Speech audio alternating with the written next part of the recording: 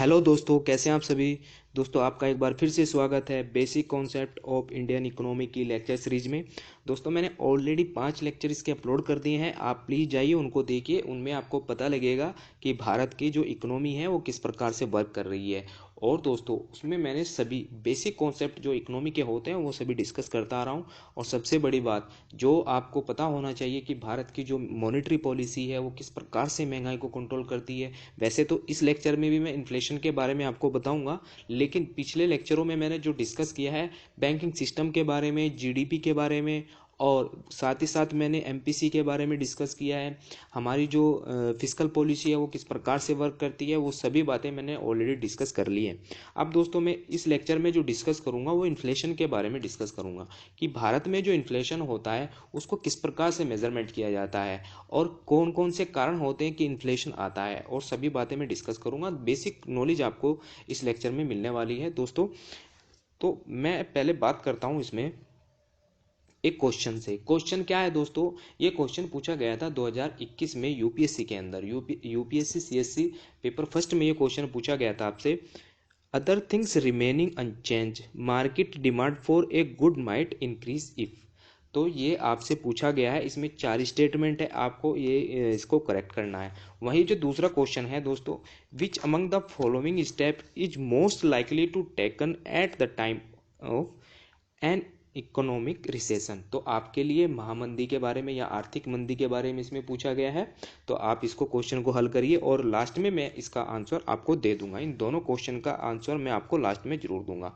अब दोस्तों, मैं बात करता हूं इसमें इन्फ्लेशन के बारे में। दोस्तों, मुद्रास्फीति क्या होती है, या इन्फ्लेशन आप इंग्लिश में कह देते हैं, मुद्रास्फीति को आप हिंदी में कह देते हैं। अब दोस्तों, मुद्रास्फीति या इन्फ्लेशन या महंगाई क्या होती है। महंगाई आप ये होती है दोस्तों, कोई चीज़ आप पहले लेके आए वो थी 100 रुपये की, अब उसको लेने के लिए जा रहे हैं वो 110, यानी कि 10 रुपये आपको महंगाई बढ़े मिले।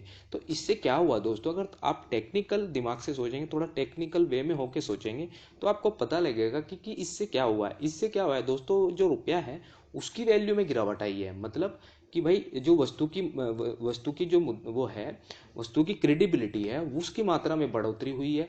कि भाई इसकी जो पहले वैल्यू थी वो अब बढ़ चुकी है, और अब इसकी जो रुपये की वैल्यू वो घट गई है। मतलब एक चीज को खरीदने के लिए हमें पहले 100 रुपये देने पड़ते थे, और वहीं उसी चीज को खरीदने के लिए हमें 110 रुपये देने पड़ रहे हैं। तो इसका मतलब वस्तु की जो मूल्य है वो बढ़ गया है, और जो हमारे रुपये का मूल्य है वो घट गया है। तो इसी को कहा जाता है दोस्तों इन्फ्लेशन। अब दोस्तों, ये तो हुई थोड़ी बेसिक नॉलेज।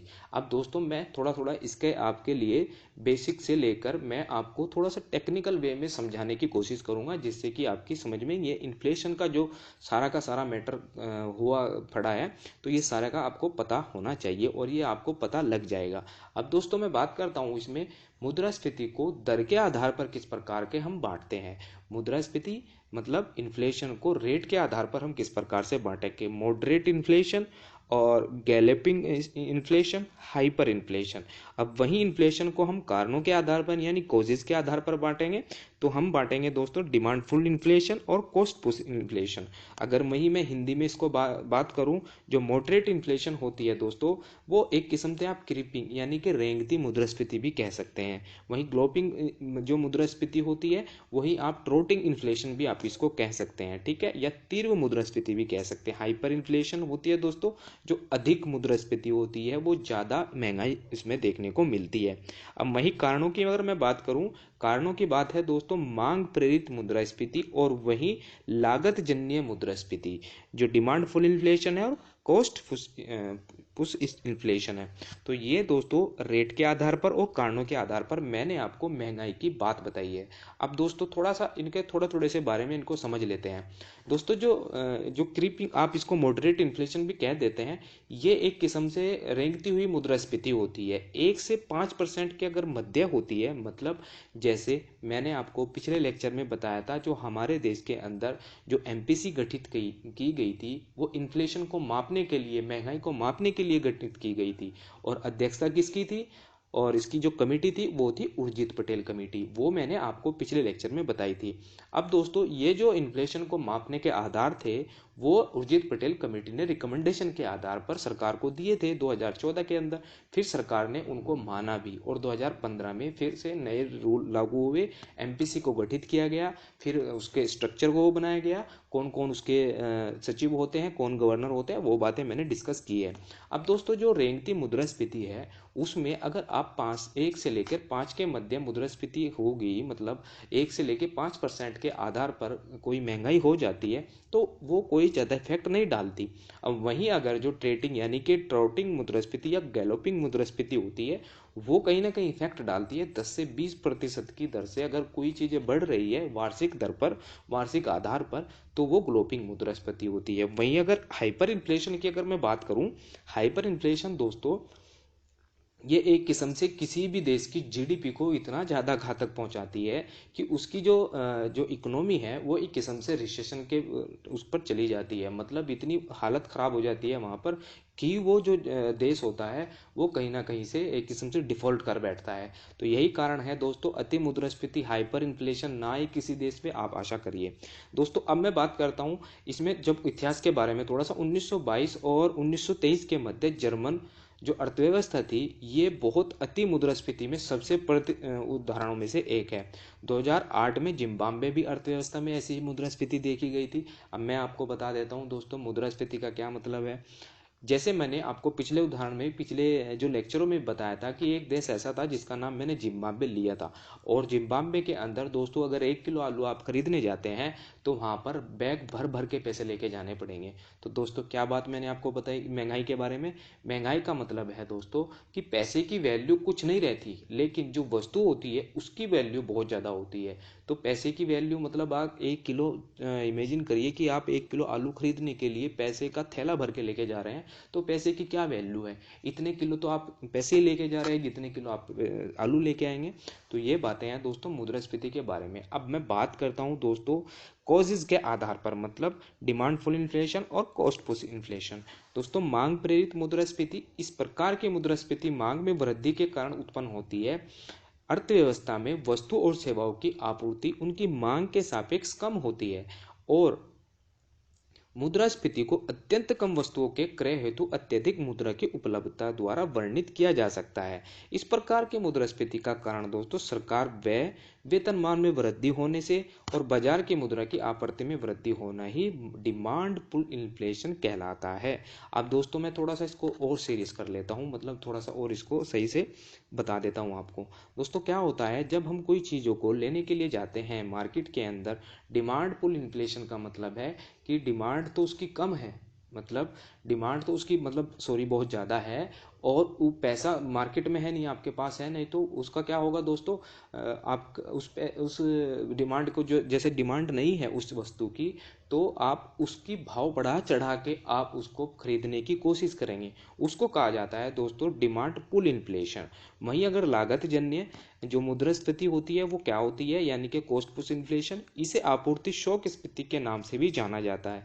लागतों के मूल्यों में वृद्धि के परिणाम स्वरूप वस्तुओं सेवाओं की आपूर्ति में होने वाली कमी के कारण जो लागत मूल्यजन मुद्रास्फीति यानी कॉस्ट पुश इन्फ्लेशन की स्थिति उत्पन्न होती है। उदाहरण के लिए जैसे उदाहरण ले लेते हैं, जैसे अंतर्राष्ट्रीय बाजार में कच्चे तेल के मूल्य में वृद्धि से भारत जैसे देश में भी लगभग सभी वस्तुओं की लागत पर प्रतिकूल प्रभाव पड़ता है।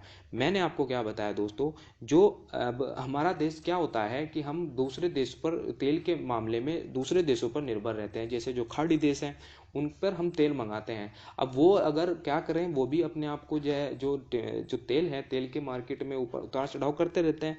तो ये होती है दोस्तों लागत जन्य मुद्रास्फीति। अब हमारे अगर वो अपने देश के अंदर तेल के दाम को बढ़ाएंगे तो ऑब्वियसली बात है हमारे देश के अंदर भी जो दाम होंगे वो बढ़ने लगेंगे, क्योंकि अगर हम तेल ही महंगा खरीद के ला रहे हैं तो उसको रिफाइन करके बेचेंगे भी तो महंगाई। तो यही होता है दोस्तों लागत जन्य मुद्रास्फीति।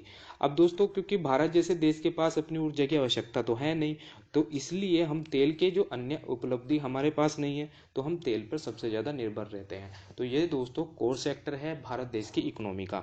ये बात हुई दोस्तों रेट के आधार पर और कॉजेज के आधार पर कि किस प्रकार से भारत के अंदर जो मुद्रास्फीति होती है वो किस प्रकार से हमारे देश के अंदर मापी जाती है। अब दोस्तों जो ये टर्म होते हैं परिभाषिक संबंधित टर्म होते हैं, मतलब ये एक किस्म से डेफिनेशन के स्टेप होते हैं कि इस प्रकार से हमारे देश के अंदर इन्फ्लेशन को मापा जाता है। अब दोस्तों स्टैगफ्लेशन क्या होता है? स्टैगफ्लेशन के अंदर दोस्तों अगर इकोनॉमिक ग्रोथ स्लो होती है और वहीं इन्फ्लेशन की जो होती है मतलब महंगाई सबसे ज़्यादा बढ़ती है और अनएम्प्लॉयमेंट भी बढ़ता है, उसको कहा जाता है दोस्तों स्टैगफ्लेशन। अब स्टैगफ्लेशन को अगर मैं बात करूं, जो स्टैगफ्लेशन से आशय अर्थव्यवस्था की ऐसी स्थिति से है जिसमें मुद्रास्फीति की दर और बेरोजगारी का दर दोनों का उच्च स्तर पाया जाता है। ऐसी स्थिति जब उत्पन्न होती है जब मुद्रास्फीति लंबी अवधि से व्याप्त होती है और परिणाम स्वरूप यह मुद्रास्फीति यानी इन्फ्लेशन अर्थव्यवस्था में लागतों के मूल्य तथा साथ वस्तु और सेवाओं की मांग को भी प्रभावित करते हैं, उसको कहा जाता है दोस्तों स्टैगफ्लेशन। अब दोस्तों मैं डिफ्लेशन की बात करता हूँ कि डिफ्लेशन क्या है, मुद्रा अपस्फीति क्या है। वह मुद्रास्फीति की पूर्णतः विपरीत स्थिति है। किस प्रकार से कि इस स्थिति के जो समय अर्थव्यवस्था में वस्तु और सेवाओं के सामान्य मूल्य स्तर में गिरावट आती है, मतलब मुद्रास्फीति की दर 0% यानी ऋणात्मक स्फीति दर से कम होने पर अपस्फीति की स्थिति उत्पन्न होती है। इसी को कहा जाता है दोस्तों डिफ्लेशन। अब वहीं अपस्फीति के साथ साथ भ्रमित भी नहीं होना चाहिए। अपस्फीति का अर्थ मुद्रास्फीति की दर के धीमी किंतु जो हमारी मुद्रास्फीति होती है उसमें गिरावट आती है, लेकिन यह सकारात्मक भी बनी रहती है। 1997 के अंत में एशियाई देश इस संकट से हांगकांग जैसी अर्थव्यवस्था भी काफी प्रभावित हुई थी। उसी के टाइम पर मुद्रास्फीति यानी डिफ्लेशन आया था। अब दोस्तों मैं बात करता हूँ रिसेशन की। रिसेशन क्या होती है दोस्तों? रिसेशन की स्थिति निरंतर तिमाहियों के जीडीपी की जो नकारात्मक वृद्धि अंकित की जाती है। जीडीपी तिमाही में अब अगर नकारात्मक यानी कि हर महीने जो हमारी जो तिमाही के आधार पर हम जीडीपी को मापते हैं उसमें नकारात्मक वृद्धि होती है दोस्तों, उसको कहा जाता है रिसेशन की जो मंदी है कि रिसेशन में जो देश है वो आ गया है। कुछ संकेतों के अर्थव्यवस्था में जो निवेश की कमी होती है, अर्थव्यवस्था में उत्पादन की गिरावट आती है, उत्पादन का मतलब प्रोडक्शन कम हो रहा है, उस देश में जो मांग की कमी है वो इत्यादि सम्मिलित होती है, तो इसी को कहा जाता है दोस्तों रिसेशन। अब मंदी को देख लेते हैं डेप्रिसिएशन। डेप्रिसिएशन की क्या होता है दोस्तों? डेप्रिसिएशन ये रिसेशन का एक चरम रूप है। मतलब रिसेशन जो मैंने आपको बताया दोस्तों, जो आपको मैंने मंदी बताई, उसका ही यह एक चरम रूप है। अब यह स्थिति तब उत्पन्न होती है जब अर्थव्यवस्था में मंदी की स्थिति बहुत अधिक समय तक व्याप्त होती है। अब कितने ही दिनों से मतलब कितने ही क्वार्टर से जो मंदी है वो चली आ रही है, तो यही कारण है दोस्तों फिर डेप्रिसिएशन होने लगता है। रिसेशन की स्थिति में जो निर्धारित करने का जो सामान्य नियम है, यदि 2 सतत तिमाहियों में जीडीपी की वृद्धि नकारात्मक रहती है तो उसे रिसेशन की स्थिति मान लिया जाता है। यदि इसके साथ ही सरल जो घरेलू उत्पाद है यानी जीडीपी है 10% से अधिक की गिरावट दर्ज की जाती है, उसको डेप्रिसिएशन कहा जाता है। ये हुए दोस्तों आपके संबंधित जो परिभाषिक पद है, मतलब हमारे देश के अंदर जो इन्फ्लेशन या महंगाई को मापने के किस प्रकार से क्या क्या कारण होते हैं, तो ये इस प्रकार से होते हैं, ध्यान रखना दोस्तों।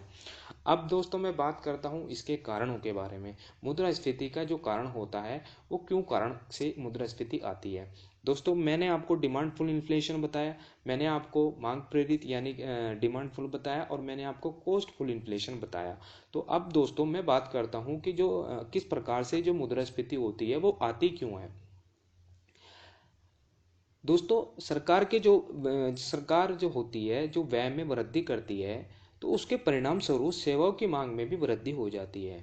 जब सरकार के द्वारा किसी काम पर पैसा खर्च किया जाता है तो सेवाओं की मांग में भी उसी उसी प्रकार से वृद्धि होती है। उसके परिणाम स्वरूप क्या होता है, तो मूल्यों में भी वृद्धि होती है। ऐसा सरकार में व्यय वृद्धि में परिणाम स्वरूप जनता के पास अधिक मुद्रा आ जाती है। मतलब सरकार ने किसी भी योजना को अपना बना लिया, मतलब योजना चला देती है। योजना कैसे कि जैसे सरकार क्या करती है, डायरेक्ट बेनिफिट ट्रांसफर कर देती है, डायरेक्ट डीबीटी कर देती है, उनके खातों में पैसा भेज देती है। तो सरकार जब पैसा भेजेगी तो आम आदमी के हाथों में पैसा आ जाएगा, तो जिससे क्या होगा दोस्तों, सरकारी व्यय में वृद्धि होने के कारण वस्तुओं की मांग में भी वृद्धि हो जाती है। जब ऑब्वियसली बात है किसी आम आदमी के पास कोई पैसा आएगा तो पैसे से वो सारी चीजें खरीदने लगेगा, और खरीदेगा तो हर चीजों का कंजम्पशन करेगा, फिर प्रोडक्शन भी उतना ही सरकार को करना पड़ेगा, जिससे कि जीडीपी को भी ग्रोथ मिलती है। अब दोस्तों इसका कहीं ना कहीं परिणाम जो है ना उत्पन्न भी मुद्रास्फीति में भी उत्पन्न होता है, क्योंकि जब पैसा ज़्यादा आ जाता है और कहीं ना कहीं क्या होता है दोस्तों, जो वस्तुओं की डिमांड है वो तो उत्पादन है, सॉरी, उत्पादन तो ज्यों का तो रहता है लेकिन डिमांड ज़्यादा बढ़ जाती है।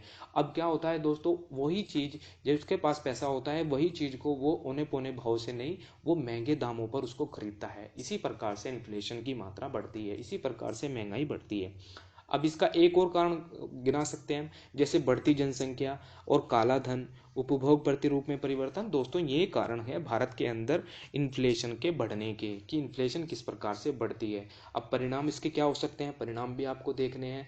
परिणाम दोस्तों क्या होता है, परिणाम इसमें कुछ क्षेत्रों में जैसे रिसेशन आ जाता है, कर्मचारियों के जो प्रतिकूल प्रभाव पड़ता है, जो उत्पादन होता है उसके पैटर्न में विकृति आती है, मतलब उत्पादन कभी उतार चढ़ाव वाला होता रहता है।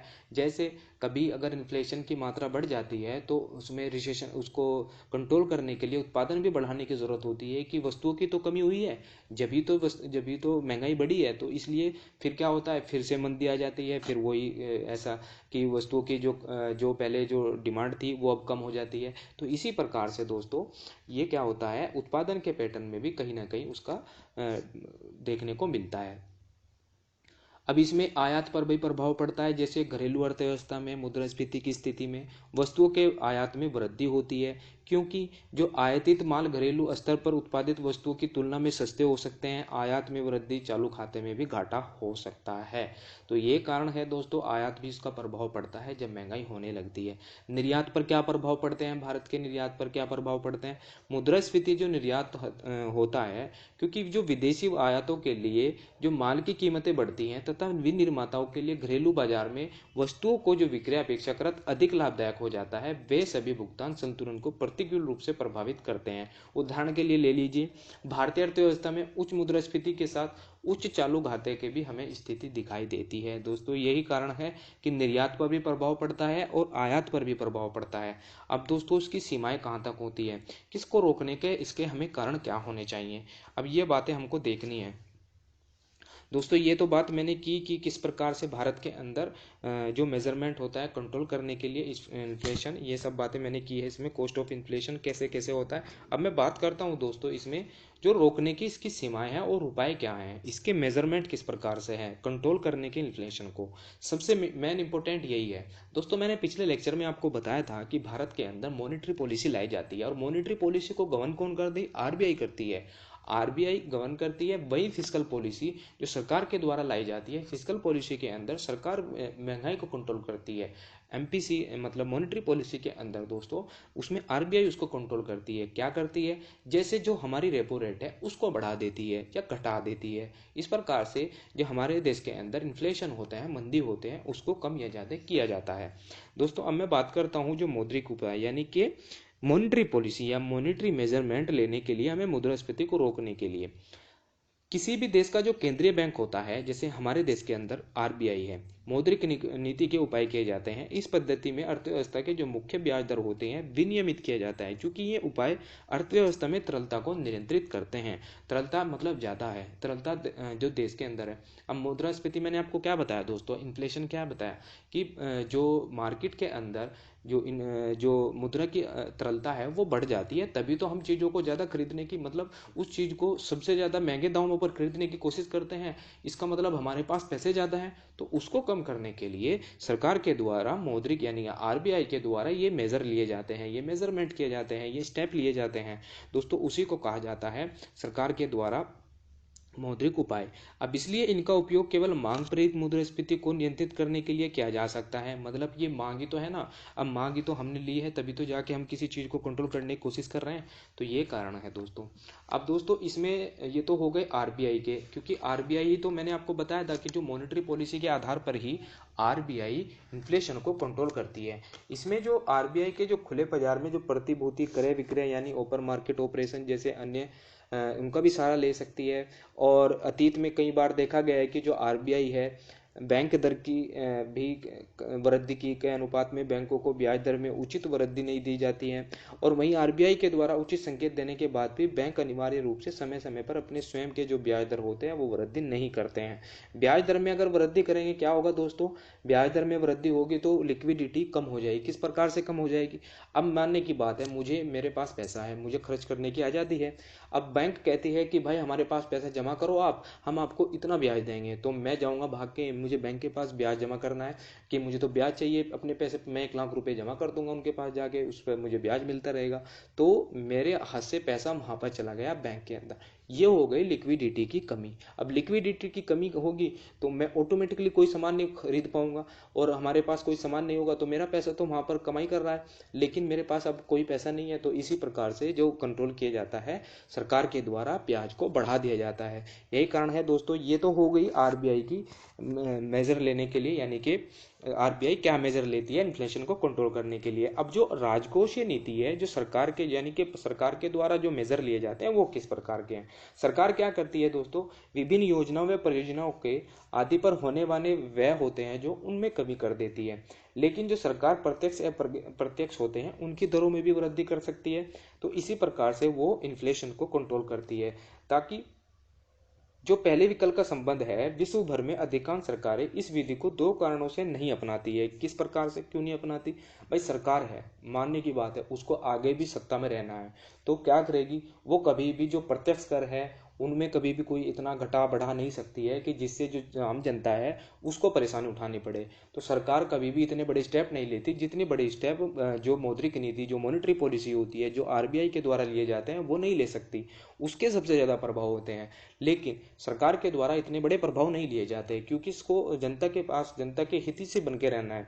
अब जनता के जो हितैषी बनेगी वो किस प्रकार से बनेगी, वो कभी भी जो सरकारी योजनाएं वो चलाती है, सरकार जो आम जनता पर वो पैसे खर्च करती है उसमें कमी नहीं कर सकती। सरकार के द्वारा जो इंफ्रास्ट्रक्चर का निर्माण किया जा रहा है क्या उसमें कमी करेगी, उसकी कहीं ना कहीं फजीयत नहीं होगी क्या, फिर आगे वो कौन सा सरकार बनाने वाली है।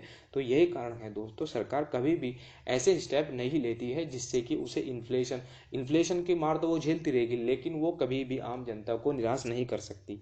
यही कारण है दोस्तों कि कोई आलोचक होते हैं वो इनका मानना होता है कि कभी भी राजकोषीय जो नीति होती है यानी कि फिस्कल पॉलिसी जो होती है वो कभी भी इतने बड़े स्टेप नहीं लेती है। अब दोस्तों जो देश की विकासात्मक छवि को उसको ठेस पहुंचेगी। यदि महत्वपूर्ण जो कल्याणकारी योजनाएं होती है उनमें व्यय में कमी करते हैं तो अगले चुनाव में अतिरिक्त जो राजनीतिक रूप से उनको नुकसान भी उठाना पड़ सकता है। तो दोस्तों दूसरी जो व्यय विधि में उत्साहित करने के लिए कराधान को भी बढ़ाना पड़ता है। अब जो प्रशासनिक उपाय हैं किस प्रकार से लिए जाते हैं, प्रशासनिक उपाय संस्थाओं द्वारा लागू किए जाते हैं क्योंकि जो मौद्रिक नीति और राजकोषीय नीति दोनों अपनी अंतर्निहित सीमाएं होती हैं। इनके क्रियान्वयन में कुछ अंतराल भी बना रहता है। अतः जो इन्फ्लेशन होता है उसको कम करने हेतु तो सरकार के कुछ प्रशासनिक उपाय करना उनको महत्वपूर्ण हो जाता है। किस प्रकार का, जो खाद्य तेल होता है, ब्याज होता है और दालें होती हैं उनको निर्यात पर प्रतिबंध लगा दिया जाता है। जैसे अभी हाल ही में कुछ दिनों में जैसे रसिया और यूक्रेन का युद्ध चल रहा है, ये रसिया यूक्रेन का युद्ध चल रहा है तो हम तेल कहाँ से आयात कर रहे थे, पहले खाड़ी देशों से आयात कर रहे थे। लेकिन रसिया ने हमें ऑफर दिया कि हमारे पास से आप तेल खरीदो, हम आपको इतने कम पैसे में आपको तेल देंगे। अभी तक स्थिति दोस्तों यही बनी हुई है कि भारत देश के अंदर जिस प्रकार की स्थिति बनी हुई है कि हम अभी भी तेल को ठीक दामों पर खरीद रहे हैं। वहीं अगर हम जैसे हम खाड़ी देशों से तेल को खरीदते उससे कहीं ना कहीं हमें बहुत ज़्यादा तेल के पैसे दाम को देने पड़ते हैं। और वहीं दोस्तों अगर कुछ आवश्यकता वस्तु होते हैं वायदा व्यापार अस्थायी प्रतिबंध लगा दिया जाता है तो इसको मेजरमेंट करने के लिए। दोस्तों अब मैं बात करता हूँ कि हम जो इन्फ्लेशन होते हैं वो मापते कैसे हैं। आपके मन में सवाल आएगा क्योंकि जो इन्फ्लेशन होते हैं कहीं ना कहीं हमें कैसे पता लगता है या फिर सरकार को कैसे पता लगता है कि जो इन्फ्लेशन हो रही है इतने % हो रही है, जो इन्फ्लेशन हो रही है भाई अब इतनी बढ़ गई, सरकार को कैसे पता लगता है। तो यही बातें मैं आज आपको डिस्कस करने वाला हूँ। सबसे पहले दोस्तों मैं बात करता हूँ इसके मापन के बारे में। दोस्तों जो स्थिति होती है, जो मुद्रास्फीति होती है, इन्फ्लेशन होता है, उसको 3 प्रकार से मापा जा सकता है। एक तो WPI, WPI, CPI, SPI, यानी कि होलसेल प्राइस इंडेक्स के आधार पर, कस्टमर प्राइस इंडेक्स के आधार पर और सेल प्राइस इंडेक्स के आधार पर इसको मापा जा सकता है। अब दोस्तों इनके अलग अलग अवधि के आधार पर भी मापा जाता है। वार्षिक मुद्रास्फीति यानी कि एनुअल एवरेज इन्फ्लेशन रेट, ये पिछले 52 सप्ताह से मुद्रास्फीति की दर को दर्शाता है। और वहीं बिंदु दर बिंदु मुद्रास्फीति यानी point two point inflation rate, वही 36 माह के मुद्रास्फीति की दर को ये बिंदु करता है। अब दोस्तों इसमें सबसे पहले मैं बात करूंगा WPI की, यानी कि होलसेल थोक मूल्य सूचकांक, यानी कि होलसेल प्राइस इंडेक्स की। ठीक है, इसमें सबसे बड़ी बात है जो थोक मूल्य सूचकांक के आधार पर गणना की जाने वाली इन्फ्लेशन की, उसको हेडलाइन इन्फ्लेशन भी कहा जाता है। हेडलाइन मुद्रास्फीति की गणना WPI के संबंध में की जाती है। अब भारत में जो आर्थिक सलाहकार समिति और औद्योगिक नीति होती है, उनके संवर्धन विभाग के कार्यालय WPI के मापन में सूचकांक को जारी करने का कार्य सौंपा गया है। किन किन को दोस्तों? जो सलाहकार समिति और औद्योगिक नीति के जो संवर्धन विभाग होता है, उनको WPI के मापन के सूचकांक जारी करने का कार्य सौंपा गया है। WPI दोस्तों एक संख्यांकी सूचकांक है जो सरकार के जो इन्फ्लेशन प्रबंधन, आवश्यकता वस्तुओं की जो मूल्य होती है उसकी निगरानी, जैसे कि विभिन्न नीतिगत निर्णय WPI पर आधारित होते हैं। और भारत में कई वर्षों तक जो WPI है वो साप्ताहिक आधार पर तैयार किया जाता है, लेकिन 2009 में WPI की जो मासिक अंतराल है उसको गणना किया गया, मतलब एक मासिक के आधार पर WPI की अब गणना की जाती है। अब अर्थव्यवस्था में संरचनात्मक जो परिवर्तन करने तथा समय समय पर सूचकांकों की गणना, व्यापकता और प्रतिनिधित्व के सुधार करने के लिए सरकार आर्थिक संकेतों के आधार पर वर्ष की समीक्षा करती है। अब दोस्तों आधार वर्ष परिवर्तित करते हैं। इस दिशा में आर्थिक सलाहकार का जो कार्यालय होता है, औद्योगिक नीति संवर्धन विभाग, वाणिज्य और उद्योग मंत्रालय द्वारा ऑल इंडिया WPI के आधार वर्ष को 2005 से अब परिवर्तित करके 2011-12 कर दिया गया है। तो दोस्तों इस आधार पर WPI की गणना की जाती है। और WPI की श्रृंखला में अभी तक 1952 में, 1961 में, 1970 में और 1981 में और 1993 में और 1904 और 5 में 6 बार संशोधन अब तक हो चुका है। क्यों? क्योंकि इसके बेस ईयर को अब घटा दिया जाता है। जैसे अब बनाया गया है 2011 और 12, अब WPI से हम मापते हैं। ये आधार वर्ष है दोस्तों। आधार वर्ष से मतलब है कि आज के समय में 2023 चल रहा है, 2023 के समय में और 2012 के समय में कितना परिवर्तन आया है भारत के अंदर वस्तुओं के की जो वो होती है, वस्तुओं की जो मांग होती है वो किस प्रकार का परिवर्तन देखा गया है, वस्तु के मूल्य में किस प्रकार का परिवर्तन देखा गया है। तो ये कारण होते हैं दोस्तों आधार वर्ष के। अब आधार वर्ष का मापने का बहुत इंपॉर्टेंट कारण है, इसमें लगभग 6 बार अब तक परिवर्तन हो चुके हैं। दोस्तों जो मुख्य बिंदु होते हैं उनको भी देख लेते हैं। संशोधित श्रृंखला में WPI को 3 प्रमुख प्राथमिक वस्तुएं जैसे ईंधन, ऊर्जा और विनिर्मित उत्पादों में वर्गीकृत किया गया है। अब दोस्तों नई विशेषताएं क्या हैं, अब आपको इनको भी ध्यान में रखना है। जो WPI के अंदर संख्याओं को मेजर किया जाता है, 667 संख्याओं को इसमें मेजर किया जाता है। कौन सी कितनी संख्याओं को दोस्तों? 667। ये आप इनको देखिए, जो इनमें आइटम होते हैं इसमें 667 होते हैं। ठीक है, और जिसका आधार वर्ष मैंने आपको बताया 11 से 12 है। इसका जो मापती है दोस्तों, इसको रिलीज कौन करता है? ऑफिस इकोनॉमी की advisory ministry of commerce and industry. इनमें केवल गुड्स होते हैं, मतलब जो वस्तुएं होती हैं, और वस्तुएं कितनी होती हैं दोस्तों? 697 वस्तुएं होती हैं WPI इंडेक्स के अंदर। ये क्या करती हैं? इन्फ्लेशन को मापती हैं। ठीक है, अब दोस्तों ये जो इनकी मुख्य विशेषता है इनको भी ध्यान रखनी बहुत जरूरी है। जो खाद्य वस्तुएं होते हैं, मुद्रास्फीति की दर होती है, उसके प्रभाव को ध्यान में रखने के लिए नया जो WPI है उसको खाद्य सूचकांक संकलित किया जाएगा। एक प्राथमिक वस्तुओं के अंतर्गत जैसे खाद्य उत्पाद, उत्पादित वस्तुओं और खाद्य वस्तुओं में जो संयोजन संकलित किया जाएगा केंद्रीय संख्या के कार्यालय द्वारा ही किया जाएगा। ये बातें मैंने आपको ऑलरेडी आपको बता दी है। अब दोस्तों जो CPI है, अब उसके बारे में बात करते हैं। ये क्या कर रहे हैं दोस्तों? ये इन्फ्लेशन का ही कार्य कर रहे हैं, इन्फ्लेशन को मापने का ही कार्य कर रहे हैं। लेकिन WPI की सीमा के बारे में भी तो थोड़ी बात करनी है हमें। WPI की तो दोस्तों सीमा होती है वो बहुत ही अत्यधिक नहीं होती, लेकिन फिर भी थोड़ी होती है। इसमें स्वास्थ्य, शिक्षा, परिवहन और वित्त आदि जैसी सेवाएं सम्मिलित नहीं की जाती। ये की जाती हैं दोस्तों कहाँ पर? ये CPI के अंतर्गत की जाती हैं। और भारत में जो असंगठित क्षेत्र हैं जिसका कोई भी रिकॉर्ड नहीं है वो होते हैं असंगठित क्षेत्र। लगभग 30% अब तक असंगठित क्षेत्र का उनका मेजरमेंट नहीं हुआ है। अगर दोस्तों जो असंगठित क्षेत्र हैं जिनका कोई मापन नहीं किया गया है, तो WPI के जो आप इसमें ये देख रहे हैं ना, ये गुड्स, इनकी अगर होगी तो ये बढ़ के बहुत ज़्यादा होने वाली है, अगर 30% इसमें और जोड़ दिया जाता है।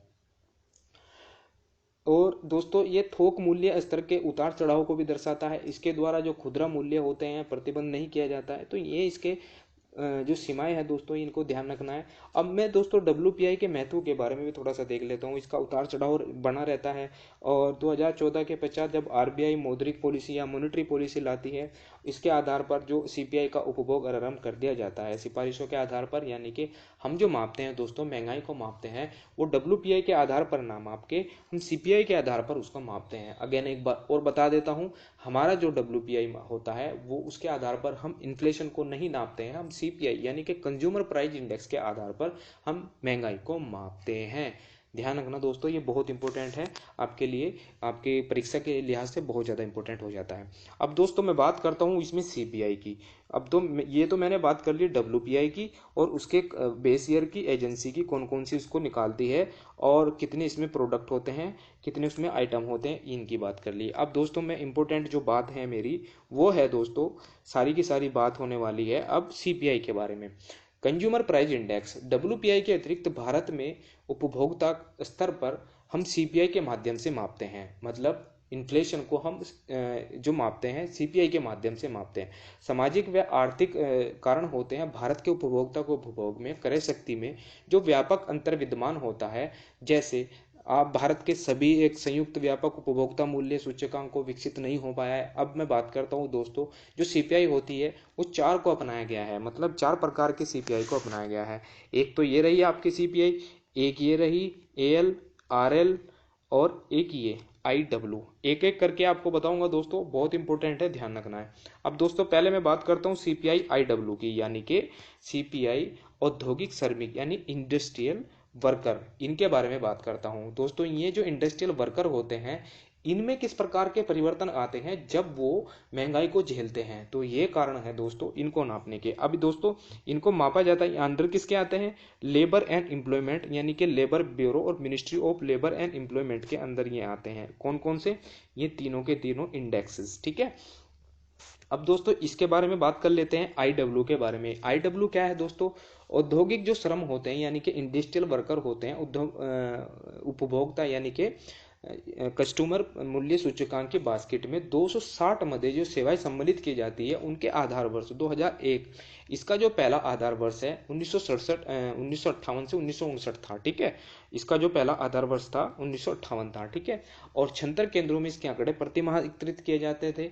अब दोस्तों इसकी बास्केट में 160 वस्तुएं शामिल की जाती है। मूल रूप से जो सूचकांक होता है वो सरकारी कर्मचारियों के लिए होता है, बैंकों के दूतावास कर्मचारियों को छोड़कर, और उपभोक्ता को जो निर्दिष्ट करता है जैसे केंद्रीय सरकारी कर्मचारियों के वेतन को। इस प्रकार से सूचकांक में होने वाले परिवर्तन आधार से संशोधित किया जाता है। इसके आधार वर्ष पर 2 बार महंगाई भत्ता DA घोषित किया जाता है साल में। ध्यान रखना दोस्तों, वेतन आयोग की वेतन के संशोधित संबंधी जो सिफारिशें होती हैं CPI IW के आधार पर होती है।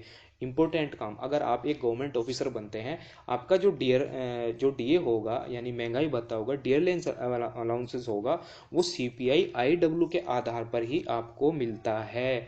ये क्वेश्चन कहीं ना कहीं जरूर पूछा जाएगा। अब CPI जो अर्बन और नॉन मैनुअल अप्लाई होता है दोस्तों, इसको भी देख लेते हैं। इसमें क्या होता है दोस्तों, जो CPI UNME के लिए CPI का जो आधार वर्ष है 1986 से तथा इसकी जो बास्केट में 146 से 365 वस्तुएं हैं, इसके लिए 2 सप्ताह के अंतराल पर आंकड़ों को मासिक आधार पर एकत्रित किया जाता है। दोस्तों ये जो सूचकांक है शहरी क्षेत्र की जनसंख्या के द्वारा जो उपभोग की जाने वाली वस्तुएं हैं और सेवाएं हैं, उनके जो खुदरा मूल्य है, मतलब जो उनके रिटेल के जो मूल्य स्तर में परिवर्तन को दर्शाता है। परिवर्तन जो होता है उसको ही CPI urban non manual apply कहा जाता है। दोस्तों इसका उपयोग मूल रूप से भारत में संचालित कुछ विदेशी कंपनियां जैसे यानी एयरलाइंस हो गया, संचार हो गया, बैंकिंग हो गया, बैंकिंग दूतावास हो गया, अन्य जो सेवाएं होते हैं उनके कर्मचारियों के भत्तों के निर्धारण के लिए किया जाता है। जैसे दोस्तों आयकर अधिनियम के अंतर्गत पूंजी लाभ के निर्धारण में इसका उपयोग किया जाता है। केंद्रीय सांख्यिकी संगठन है जो CSO यानी कि सेंट्रल स्टैटिस्टिकल ऑर्गेनाइजेशन के द्वारा इसका उपयोग सेवा के क्षेत्र में कुछ सेवाओं को अपस्थिति यानी कि कारक लागत और चालू मूल्य पर किया जाना होता है। ये होता है दोस्तों CPI अर्बन लेवल का। अब मैं दोस्तों इसमें बात करता हूँ कृषि श्रमिक यानी कि आपका एग्रीकल्चर लेबर, ठीक है। इसका एग्रीकल्चर के बारे में भी बात करते हैं, क्योंकि इसके आधार पर भी तो वस्तुओं के और उपभोक्ता को मापा जाता है। सीपीआई के अंतर्गत दोस्तों इसका आधार वर्ष 1986 और 87 है। इसकी जो बास्केट में 260 वस्तुएं सम्मिलित की जाती हैं। इसके आंकड़ों को प्रति माह 600 गांवों में संकलित किया जाता था। अब इसमें 3 सप्ताह का अंतराल होता था। इस जो सूचकांक का विभिन्न राज्यों में कृषकों के न्यूनतम मजदूरी में संशोधन हेतु इसका उपयोग किया जाता है। जब भारत के अंदर जो एग्रीकल्चर लेबर है, यानी कि जो हमारी एएल है, सीपीआई एएल है, उसमें 600 जो गांवों को संग्रहित किया जाता है कि भाई हमारे देश के अंदर जो मजदूर वर्ग होता है, जो हमारा कृषि मजदूर होता है, वो किस प्रकार के चेंजेस आते हैं जब वो महंगाई को झेलता है। तो यही कारण है दोस्तों 600 गांवों पर इसका उपयोग किया गया था। अब ग्रामीण श्रमिक कौन कौन से होते हैं, जो मजदूर वर्ग के होते हैं, उसमें भी 600 गांवों के जो मासिक आवर्ती होती है उनमें क्या डिफरेंसेस आते हैं, ये सब बातें इसमें डिस्कस की जाती हैं। जो रूलर होता है हमारा, ठीक है दोस्तों, आते किसके अंदर हैं, ये लेबर मिनिस्ट्री के अंतर्गत आते हैं। ध्यान रखना दोस्तों, ये सब बातें हैं, ये आपको मैंने इसमें बता दी हैं। जो जो बातें मैंने इसमें बताई आपको इनको ध्यान रखना है। और जो सीपीआई है वो स्टेटिकल, जो सेंट्रल स्टेटिकल ऑफिस होता है, उसके अंतर्गत इसको मेज़र किया जाता है। गुड्स एंड सर्विस, इसके दोनों मेजरमेंट होते हैं, मतलब सेवा और जो हमारी वस्तुएं होती हैं इसके अंतर्गत मेजरमेंट की जाती हैं। इसके अंदर जो दोस्तों आइटम्स कवर किए जाते हैं वो 448 तो रूरल बास्केट के अंदर होते हैं और अर्बन बास्केट के अंदर 460 होते हैं। और दोस्तों जो इसका आधार वर्ष होता है वो 2012 है सीपीआई का। ध्यान रखना दोस्तों, इंपॉर्टेंट आपके लिए क्वेश्चन है। इसका लेक्चर मैंने ऑलरेडी एक और छोटा सा कर रखा है, आप उसको भी देख सकते हैं। दोस्तों सीपीआई के जो संशोधित कुछ प्रमुख विशेषताएं को भी देख लेते हैं। अंतर्राष्ट्रीय प्रचलनों के अनुरूप बाजारों में जो परिवर्तन वैश्विक जैसे 29 सीपीआई के आधार पर मूल्यों के संबंध में के माध्यम से की जाती है। अब सूचकांकों का जो गणना वर्तमान मूल्यों के संबंधित मूल्य गुणोत्तर माध्य यानी कि उसके माध्यम से की जाती है। पुरानी श्रृंखला में इस कार्य के लिए समांतर माध्य का उपयोग किया जाता था। अब दोस्तों जो सीपीआई के नवीनतम परिवर्तन है 2011 में जो सीएसओ है 2010 के बराबर के आधार पर संशोधित सीपीआई को प्रस्तुत किया गया था। और ग्रामीण और हमारे शहरी ग्रामीण सम्मिलित और जो हमारे मजदूर वर्ग है 2015 में सीएसओ के इस जो स्थापित सूचकांक है 2012 में इसको निर्धारित किया गया था। अगेन दोस्तों इसका जो अब आधार वर्ष है वो 2012 है। ध्यान रखना दोस्तों, जो बातें मैंने आपको इसमें बताई है वो आपके लिए मोस्ट इंपोर्टेंट है, क्योंकि ये क्वेश्चन आपसे जरूर पूछे जाते हैं। दोस्तों मैंने आपको बताया था कि भारत के अंदर कौन कौन सी पॉलिसी होती है। एक होती है मॉनेटरी पॉलिसी, फिस्कल पॉलिसी। कार्य दोनों का महंगाई को मापना ही होता है। यही कारण है दोस्तों भारत के अंदर सबसे ज़्यादा जो महत्ता दी जाती है वो आरबीआई की जो इन्फ्लेशन होता है उसको दी जाती है। और जो सरकार की ये तो हो गई हमारी आरबीआई के द्वारा यानी रिजर्व बैंक के द्वारा। और दोस्तों जो जीडीपी को मापा जाता है विश्व बैंक भी मापती है, लेकिन भारत के अंदर जो हमारी संस्था है आरबीआई वो भी हमारी जीडीपी को मापती है। ये सब बातें दोस्तों मैंने आपको डिस्कस कर ली हैं। अब दोस्तों जितनी भी बातें मैंने आपको इसमें बताई है मुद्रास्फीति से रिलेटेड, आशा करता हूँ आपकी सब चीज़ें समझ में आई होगी। अब दोस्तों मैं जो आपके मैंने क्वेश्चन को आंसर देने की बात की थी, अब मैं उनके आंसर दे देता हूँ, ठीक है दोस्तों पहले तो बात करते हैं इसमें इस क्वेश्चन की। ये क्वेश्चन क्या पूछ रहा है आपसे, other things remaining unchanged market demand for a goods might increase. क्या कह रहा है दोस्तों इसमें, price of the substitute increase, price of the completed increase, the goods is an inferior good and income of the consumer increase, it's price fall. तो दोस्तों ये इसमें पूछ रहा है अगर आप अन्य बातें परिवर्तित रहने पर भी किसी वस्तु के लिए जो बाजार की मांग है वो किस प्रकार से बढ़ सकती है, तो इसका आंसर है दोस्तों पहला, मतलब ए। 1 और 4 दोनों सही है। इसकी जो स्थापना पत्र है वस्तु की कीमत में वृद्धि होती है और इसकी जो कीमत होती है वो घटती है, तब जाके जो हमारी बाजार की मांग है वो बढ़ सकती है। अब मैं दूसरे क्वेश्चन की अगर बात करूं, which among the following step is most likely to taken at the time of an economic recession। मतलब इसमें आर्थिक मंदी के बारे में आपको पूछा गया है और आपको इसमें मोस्ट अप्रोप्रिएट आपका जो स्टेप होना चाहिए वो मोस्ट अप्रोप्रिएट होना चाहिए दोस्तों, increase the expenditure on the public project. ध्यान रखना दोस्तों, भारत में जो सार्वजनिक परियोजनाएं हैं उसके अगर हम व्यय में वृद्धि करेंगे तो हमारी जो आर्थिक मंदी है वो कहीं ना कहीं उसके लिए निजात पा सकती है। दोस्तों ये आपका क्वेश्चन के आंसर हो गए। दोस्तों जो भी बातें मैंने आपको इसमें बताई है, जो आपको मैंने इन्फ्लेशन के बारे में बताया है और किस प्रकार से इसको मेजरमेंट किया जाता है, सीपीआई डब्ल्यूपीआई क्या होती है, उसका आधार वर्ष क्या होता है, वो सभी बातें मैंने डिस्कस की हैं। आशा करता हूँ आपको ये लेक्चर पसंद आया होगा।